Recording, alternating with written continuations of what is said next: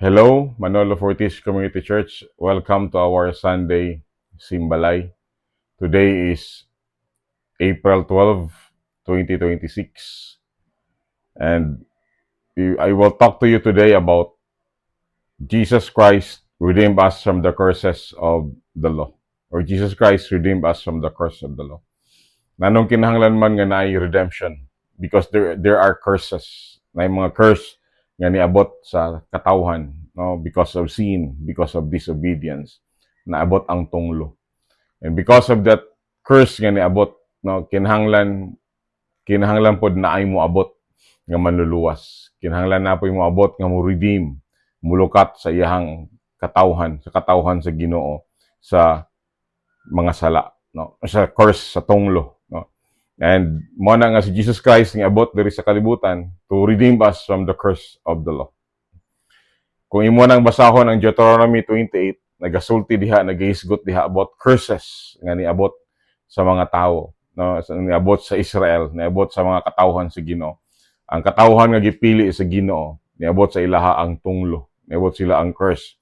Mo na nga kinahanglan sila maluwas. And there's no other way for them to be redeemed from the curse of the law but through Jesus Christ alone. Ang word sa Ginoo in Galatians 3:13, Christ has redeemed us from the curse of the law, having become a curse for us, for it is written, curses everyone who hangs on a tree. That's why Jesus Christ was hang on a tree. Nabalhin sa iya ang tunglo, no? Ug niabot sa tuwa ang blessing sa Ginoo sa tong kinabuhi. That the blessing of Abraham might come upon the Gentiles in Christ Jesus, that we might receive the promise of the Spirit through faith. Pinaagi sa tong pagtuo diha kang Kristo. Nahimo naabot sa tuwa ang blessing. Para lang unta to sa kaliwatan ni Abraham, pero sa tuwa nga mga hintil, sa tuwa nga mga Pilipino, no, nga nagtuo diha kang Kristo, sa tuwa nga mga Christians, no, nga nahimong born again diha kang Christ, no, naay tay blessing nga hatag sa Ginoo sa tuang mga kinabuhi. Because of Christ's sacrifice, we are no longer under the dominion of curse, but under the promise of redemption and the blessing of Abraham. This means nga we must not only know what Christ has done, we must also believe it, declare it, and walk with it by faith. Hallelujah. Number one, nga akong i-share sa inyo, there are 7 things akong i-share sa inyo. Pito ka butang nga gi-redeem ta ni Jesus Christ. Pito ka butang nga niabot ang redemption sa tuwa. Because there are 7 curses and there are also 7 redemption nga gibuhat si Jesus Christ sa tuang mga kinabuhi. Number 1, Jesus redeemed us from the curse of sickness and diseases. No, niabot sa katawhan ang sickness and diseases. Muna kung pakita ta sa atong palibot, grabe ka common ang high blood, grabe ka common ang diabetes, no? Grabe ka common ang mga hereditary sin, no? Eh dapat dili ta mo dawat ana nga kaliwatan ni kuan because kaliwata ni Abraham diha kang Jesus Christ. Og nya kaliwatan nga naa diha nagalatay ang kaliwatan diha kang Jesus Christ, mo nang kaliwatan nga victorious diha sa Ginoo. Ingon ang Deuteronomy 28:21, this is the curse. The Lord will plague you with diseases until He has destroyed you from the land you are entering to possess. The Lord will strike you with wasting disease, with fever and inflammation, with scorching heat and drought, with blight and mildew, which will plague you until you perish. Mo na ang isa sa mga tunglo, number 1 nga tunglo. Pero diha kang Kristo, no, natay redemption. Ingon ang Galatians 3:13, no, ato ning balik-balikon permi nga diha kang Kristo na ay redemption. In Galatians 3:13, Christ redeemed us from the curse of the law by becoming a curse for us, for it is written, curse is everyone who is hung on a tree or a pole. No, diha kang Kristo na ay healing. No, in Isaiah 53 verse 5, but He was pierced for our transgression, He was crushed for our iniquities. The punishment that brought us peace was on Him, and by His wounds we are healed. In Matthew 8:17, again, this is our healing in Christ. This was to fulfill what was spoken through the prophet Isaiah. He took out our infirmities and bore our disease. Hallelujah. No, it's our disease nga gidibit-bit ni Jesus Christ ito sa cross. He bore our diseases. He bore our infirmities. Hallelujah. No, mo nagiingon, He took up our infirmities and bore our diseases. No. Mo na nga diha kang Kristo, natay kaluwasan, natay redemption over sa sickness and diseases sa tong mga life. And I want you to make this declaration. Kita tanan while you are listening. No, we cooperate. You cooperate. I will say this declaration and you will also say this declaration. No, number one, ang declaration na to about healing sa mga diseases. Because of Jesus Christ, I am redeemed from the curse of sickness and disease.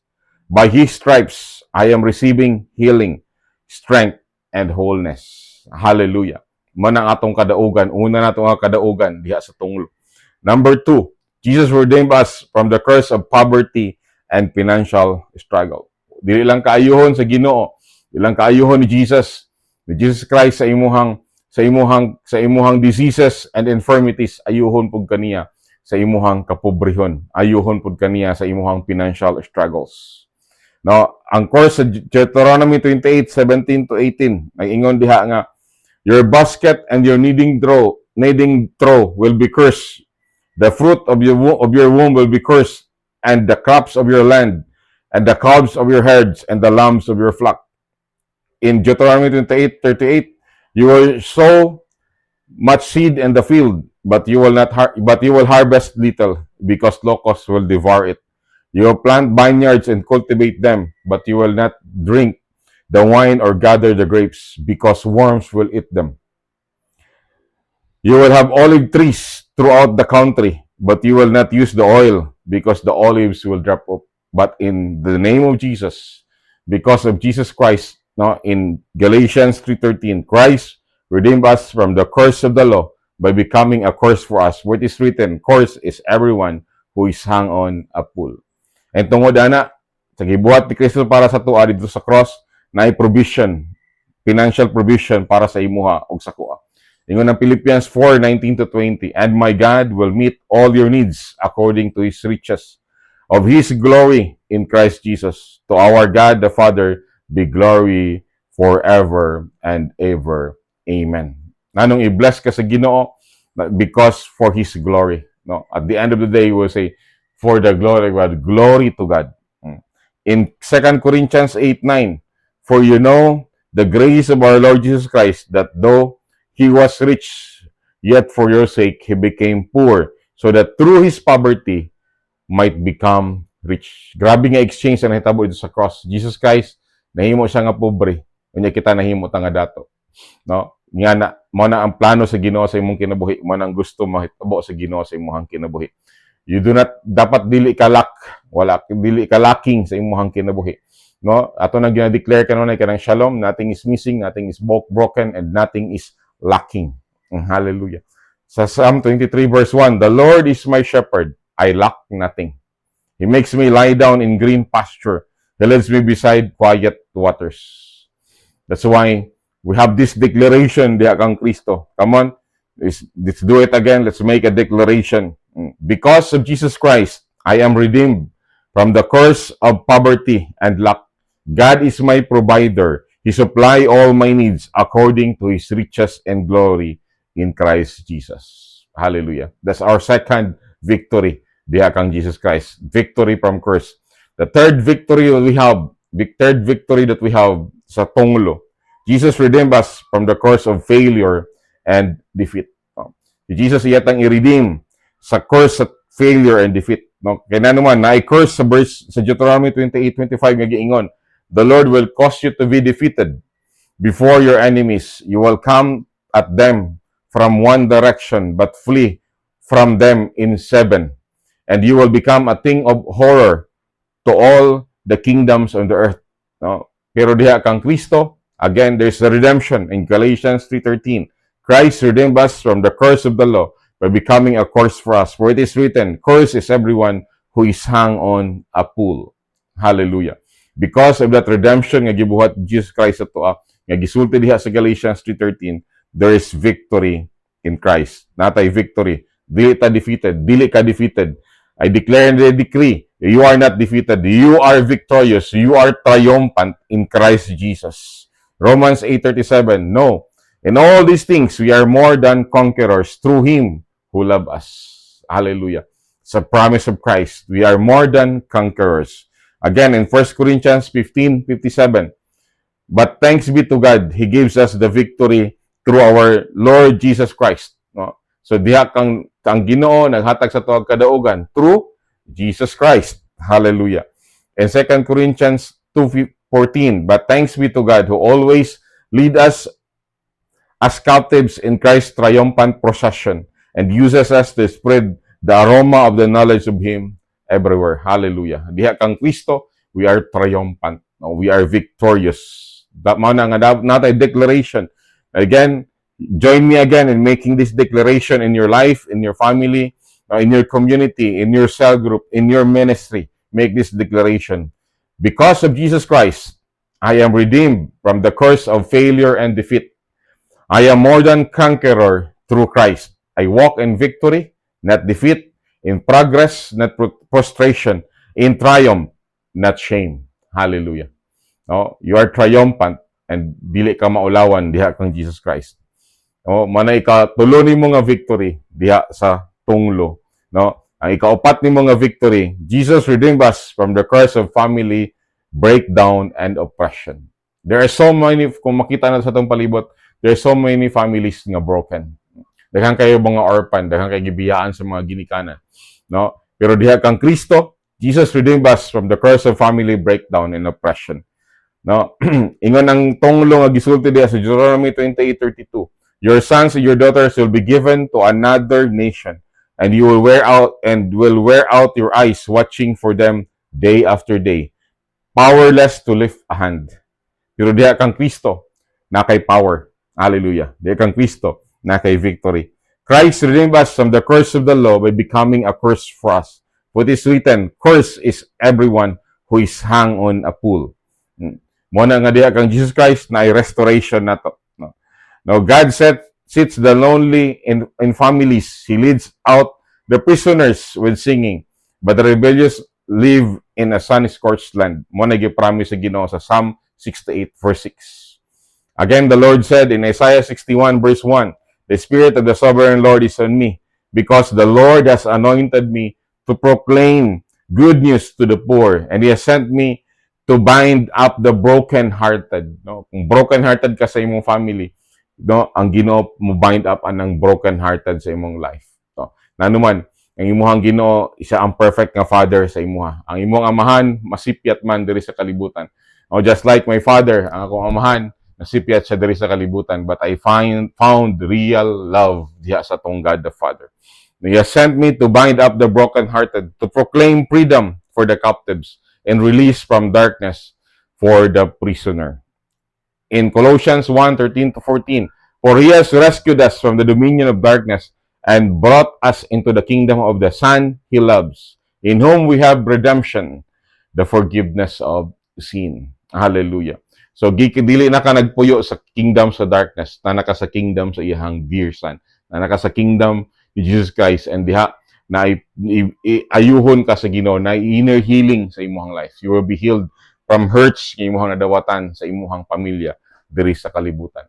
That's why we can have this declaration. And because of Jesus Christ, ato na i-declare, dungano na to pag-declare, say it, no, say with me.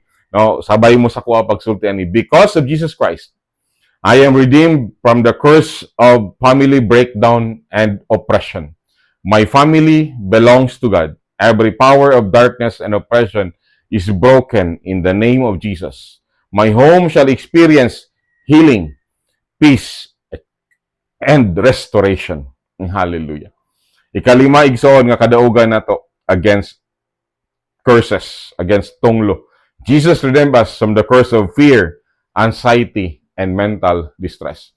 Daghang kitag balita madunggan karon, mga naghikog, mga nagambak og tulay, no, because of anxiety, because of fear, because of mental distress sa ilahang kinabuhi. Pero si Kristo, ako gusto na ako ninyo masabtan igsoon nga diha kang Jesus Christ. No, wala tay dapat ikabalakan. Wala tay dapat no although na may fear na to, pero ma-overcome na to ang fear diha kang Jesus Christ. And ma-overcome pod na to, walay mental diseases sa tong mga pamilya ato aning i-declare.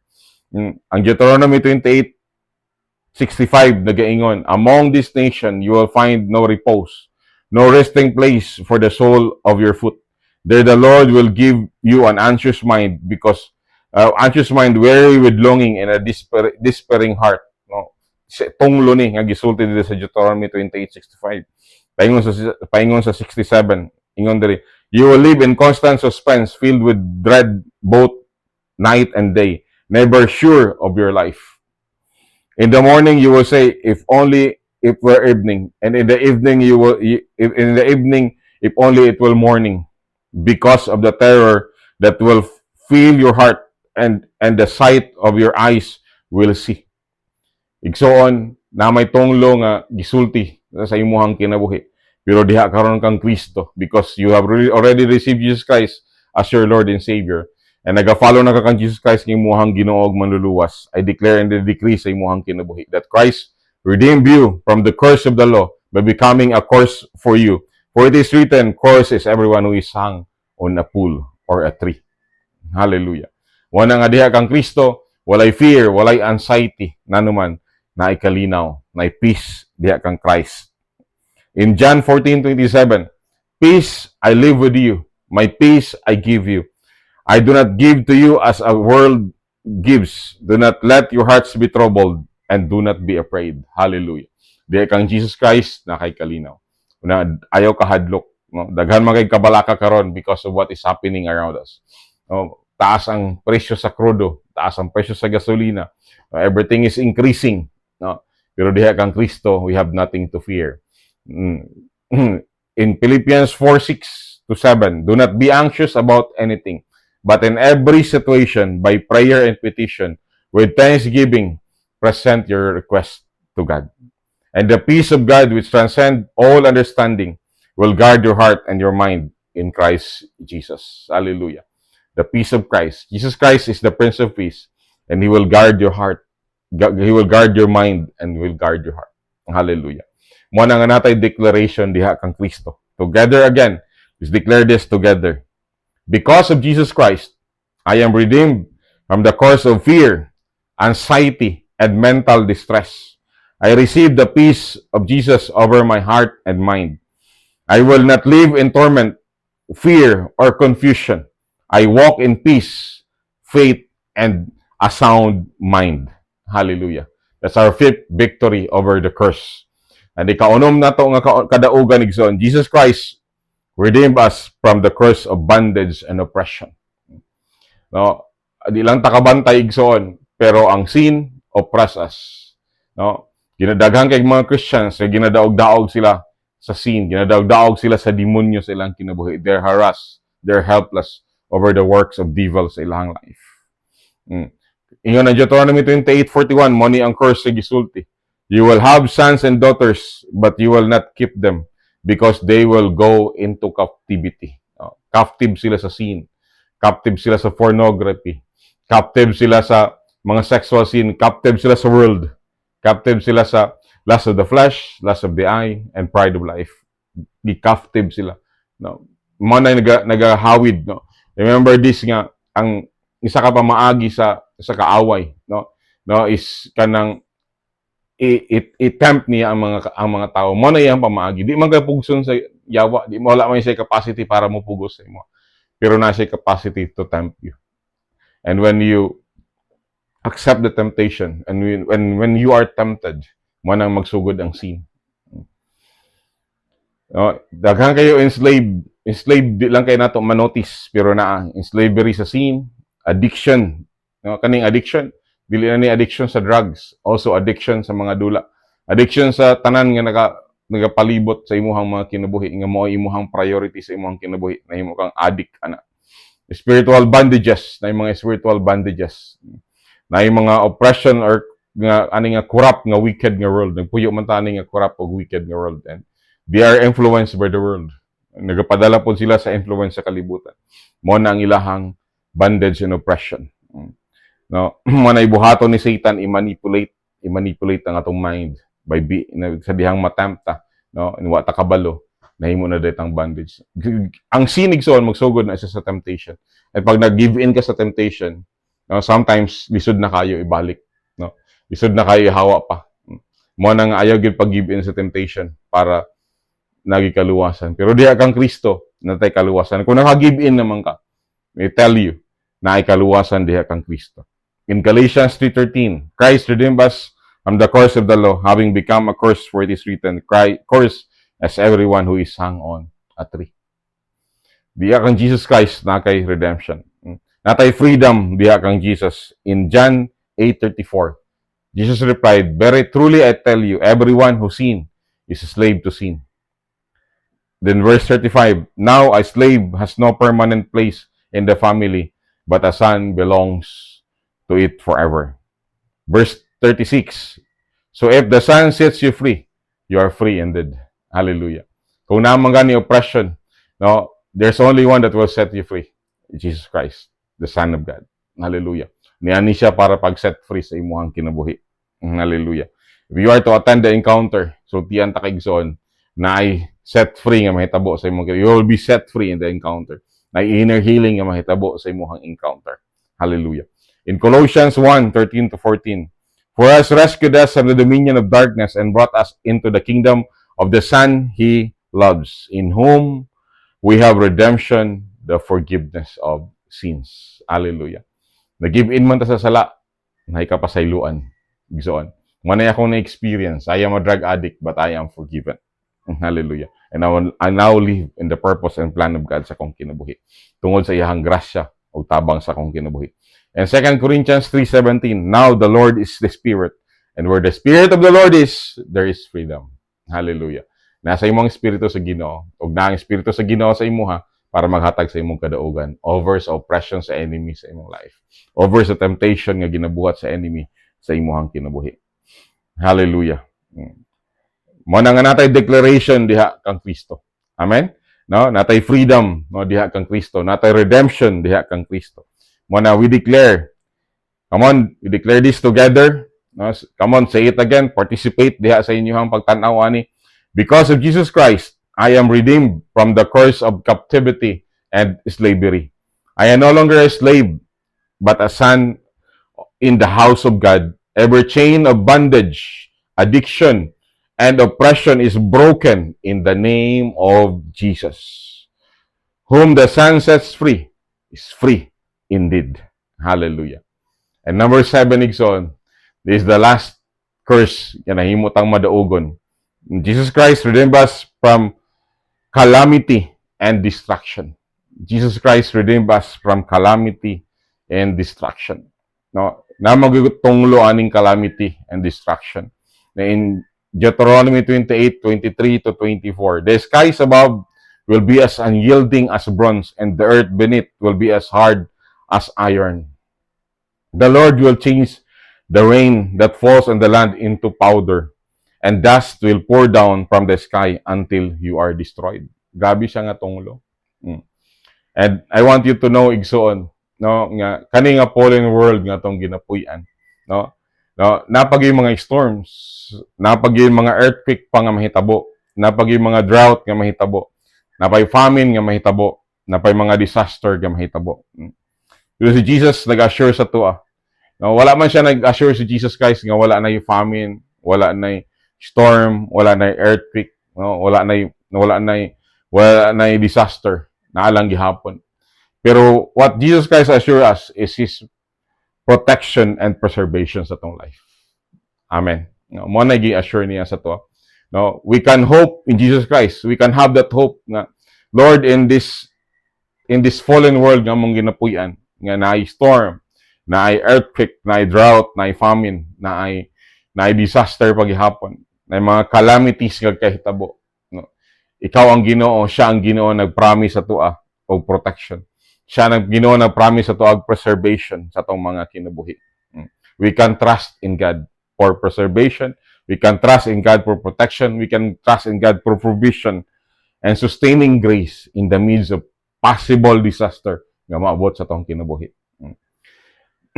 Again, in Galatians 3:13, Christ has redeemed us from the curse of the law, having become a curse for us, for it is written, "Curse is everyone who is hung on a tree." Diha kang Kristo, na natay redemption. No? We can have that hope. We can have that hope diha sa Ginoo. Mo na ingon ang Bible sa ang hope na to diha kang Kristo over sa mga distraction, over sa mga calamities nga maabot sa tong mga kinabuhi. In Isaiah 43 verse 1b, "Do not be afraid, for I have ransomed you." Di ba? Amen? Giransom na ka ni Jesus. "I have called you by name, and you are mine. When you go through deep waters, I will be with you. When you go through rivers of difficulty, you will not drown. When you walk through the fire of oppression, you will not be burned up. The flames will not consume you." That's a promise of God. Hallelujah. Napay disaster, napay ma-experience ni mga calamities sa imong life. Pero we can have hope in Jesus Christ that we are protected. Hallelujah. No? We are kept safe by the Lord Jesus Christ diha sa iya. No? In Mark 4:39, "Then he arose and rebuked the wind and said to the sea, 'Peace, be still.' And the wind ceased, and there was a great calm." Hallelujah. No, ang disaster, pwede na paundangon sa Ginoo. Ang disaster sa imong kinabuhi, pwede maundang. No? Anyone here, Lord God, listening, na nag-experience of disaster, nag-experience of calamity, nag-experience of dili maayo sa iyang kinabuhi, I declare and decree that wind will calm down in your life. In Jesus' name, by the blood of Jesus. Hallelujah. Hallelujah. Muna siya igsoon nga pag mabot man ganing ang disaster, mabot man ganing ang drought, mabot man ganing ang trouble, no? Dili ta mo respond nga naay hopelessness, but we respond with great hope. Amen. No, we look for God, our refuge. Amen. He is our refuge. No? Naikanta sa una nga, no? "The Lord is my tower." No? "The Lord is my tower. He is my refuge. I run to Him and He comfort me." No? We trust Him because He is our protector. Amen? Amen? We ask Him for His grace. "Lord, punami sa imong grasya, makaya pa namo ang mga ginaagian namo sa mga kinabuhi." Amen? And we also pray for preservation. I-preserve ta sa Ginoo. And we declare His covering over our homes and our household. Hallelujah. Amen? No, ako nagapray ko ana kanunay before ko matulog, magampo ko. "Lord, let the angels camp sa diri sa mong balay." You should pray that, no, sa home office, sa mga lugar nga naa mo, sa inyong mga panimalay. When you are pauli na mo lakaw mo biyaan ninyo, you pray, "Let the angels camp here." Hallelujah. I-protect niya ang atong mga properties, atong mga panimalay. Ang curse igsoon is tinuod, real siya. But the redemption of Christ is greater. Hallelujah. Amen? So we will have this declaration. Come on, say this with me. "Because of Jesus Christ, I am redeemed from the curse of destruction and disaster. The Lord is my refuge and my fortress.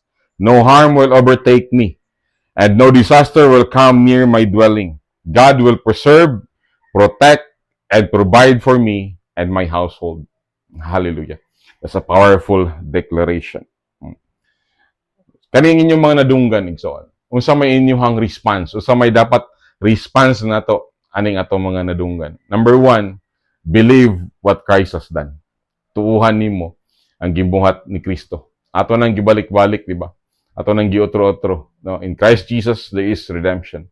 Believe. Tuuhin na siya igsoon. No? Believe that. No? Do not believe the curse. No? Naaman ang curse ni abot, pero believe nga na kay redemption diha kang Kristo. Do not magnify the problem. No? Ayaw padakua ang problema. No? Padakua ang Redeemer sa imuhang kinabuhi. Padakua si Jesus Christ nga imuhang manluluwas, nga ma-protect sa imuha. Ikaduha nga ato ang buhaton, declare what Christ has done. Declare it. You keep on declaring. Open your mouth. Ablihin mo ba kanunay. Declare it. And align your speech with the Word of God. I-align ang imuhang inistoryahan sa pulong sa Ginoo. Isulti ang redemption sa Ginoo sa imuhang kinabuhi. Declare healing. Declare provision, declare victory, declare peace. Hallelujah. Declare freedom and declare restoration sa imuhang kinabuhi. Amen. And thirdly, igsoon is walk in what Christ has done. No. Walk in what Christ has done. Lakaw ka diha sa gibuhat na ni Kristo. Human na gibuhat, gibuhat na ni Kristo sa imuhang kinabuhi. Walk in what Christ has done. Hallelujah. Mao na ngay human na niya gibuhat, victorious na ta. Walk by faith. Amen. Walk in obedience. Amen. Walk in prayer. Amen. Ang isa ka Kristiyano, prayerful na siya. Walk in wisdom. Walk in holiness. Walk in the confidence that Christ has paid the price. Hallelujah. Amen. That the blessing of Abraham might come upon the Gentiles in Christ Jesus. We are walking in the blessing of Abraham. Hallelujah. Hallelujah. Before ko ma-end, natay final declaration. And we will say this together. Together, let's declare this. Come on. I ask you to stand up. Manindog mo diya sa mga lugar nga asa mo. And make this declaration. This is your final declaration in the name of Jesus. Hallelujah. Come on, stand up and declare this. We will declare this together. In the name of Jesus. So, tinato na siya. In the name of Jesus, I am redeemed from the curse of the law. I am redeemed from sickness and disease. I am redeemed from poverty and lack. I am redeemed from failure and defeat. I am redeemed from family breakdown and depression. I am redeemed from fear, anxiety, and mental distress. In the name of Jesus, I am redeemed from captivity and slavery. In the name of Jesus, I am redeemed from destruction, disaster, and every work of darkness. Because Jesus became a curse for me, I now walk in healing, provision, victory, restoration, peace, freedom, and blessing in Jesus' name. Amen. Hallelujah. Amon, atong daigo ng Ginoo o simbahon ng Ginoo sa atong mga kinabuhi. In Jesus' name. Amen.